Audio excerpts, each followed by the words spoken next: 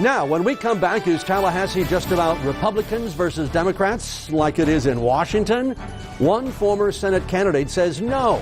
Alex Snitker from the Liberty First Network joins us when this special legislative preview session of Political Connections continues right after we take a quick break. So please stay with us. Back on Political Connections, and even though the political world boils everything down to Republican versus Democrat, sometimes it's the issues that transcend party lines. Recently, Ruechel sat down with former Senate candidate Alex Snitker from the Liberty First Network to talk about Tallahassee policy, politics, and so much more. When it comes to red light cameras, everybody's got a vested interest, as you could say, in how they're operated and governed. Joining me right now, Alex Snitker with the Liberty First Network. Thank you for joining us right now. Thank you very much. Let just step back just a little bit. Alex, tell me about your political history. Well, I was the U.S. Senate candidate for the Libertarian Party here in the state of Florida in 2010.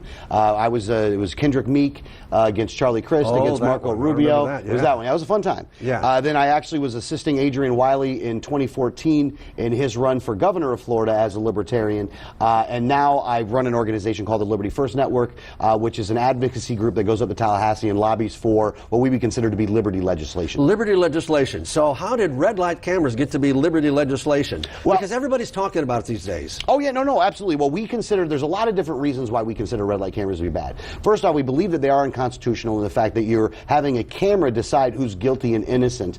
So in that aspect, we think that it's bad. We do not think that they actually make the roads any safer. We do think there was other ways in which to make the roads safer, increasing the yellow time and increasing the all red time as one example. Just by doing that, there was a USF study done where it actually reduced it by 80% of the accidents that were going on. Just a longer yellow. Just a longer yellow and a longer all red time. All red time is when all the red light cameras are red at the same time. Oh yeah. Oh, that's interesting. So, do you remember what it was right now? I mean, is it almost instantaneous that when one light changes? No, there's a little bit of time right now, and they do this right now. The way that they judge this is based off of the kind of road that they have, the slope of the road, and the speed of the road, and then they determine how long the yellow should be. Because if it's 55 miles an hour and by 35 miles an hour, the 55 mile an hour one needs to be a longer yellow than the 35 because it takes you longer to stop.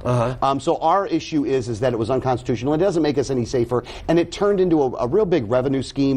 And if you look at some of the places like City of Apopka, if I'm not mistaken, actually shortened their yellow time because they were losing money because people weren't running as many red light cameras. So there's just better ways to do this. Yeah, all right. Alex Snitker with the Liberty First Network, thank you so much. We'll have you on again as we get closer to the session and even after the session to kind of figure out where people fit in this classification of Republican, Democrat, Libertarian, all that kind of stuff. I appreciate it very much, Thank Al. you. Good talking to you.